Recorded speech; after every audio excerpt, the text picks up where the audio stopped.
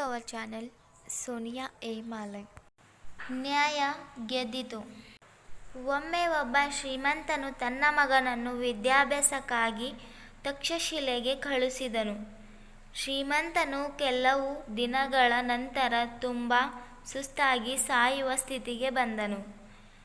ಕೂಡಲೇ ತನ್ನ ಸ್ನೇಹಿತನಾದ ನಗರದ ನ್ಯಾಯಾಧೀಶನನ್ನು ಕರೆದು, ನನ್ನ ಮಗ ಬರುವವರೆಗೂ ನಾನು ಬದುಕಿರುವುದಿಲ್ಲ.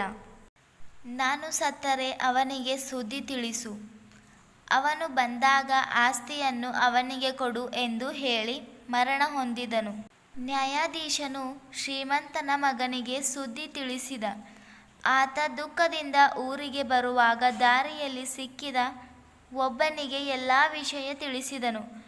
ಶ್ರೀಮಂತನ ಮಗನಿಗಿಂತಲೂ ಮೊದಲೇ ಊರಿಗೆ ಬಂದ ನ್ಯಾಯಾಧೀಶನ ಬಳಿ ಶ್ರೀಮಂತನ ಮಗ ಎಂದು ಹೇಳಿದನು. ಸ್ವಲ್ಪ ಹೊತ್ತಿನಲ್ಲಿಯೇ ನಿಜವಾದ ಶ್ರೀಮಂತನ ಮಗನು ಬಂದು ಆಸ್ತಿಯನ್ನು ಕೇಳಿದನು. ನ್ಯಾಯಾಧೀಶನು ಮೊದಲನೆಯವನನ್ನು ಶ್ರೀಮಂತನ ಭಾವಚಿತ್ರಕ್ಕೆ ಬಾಣ ಹೊಡೆಯುವಂತೆ ಹೇಳಿದಾಗ ಅವನು ಹಾಗೆಯೇ ಮಾಡಿದನು. ಶ್ರೀಮಂತನ ಮಗನನ್ನು, ನಾನು ತಂದೆಯ ಭಾವಚಿತ್ರಕ್ಕೆ ಬಾಣದಿಂದ ಹೊಡೆಯಲಾರೆ, ಆಸ್ತಿಯನ್ನು ಅವನಿಗೆ ಕೊಡಿ ಎಂದು ದುಃಖಿಸಿದನು.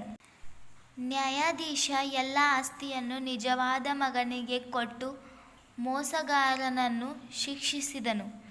ನೀತಿ ಯಾವಾಗಲೂ ನ್ಯಾಯದ ಪಕ್ಷದಲ್ಲಿಯೇ ಜಯವಾಗುತ್ತದೆ.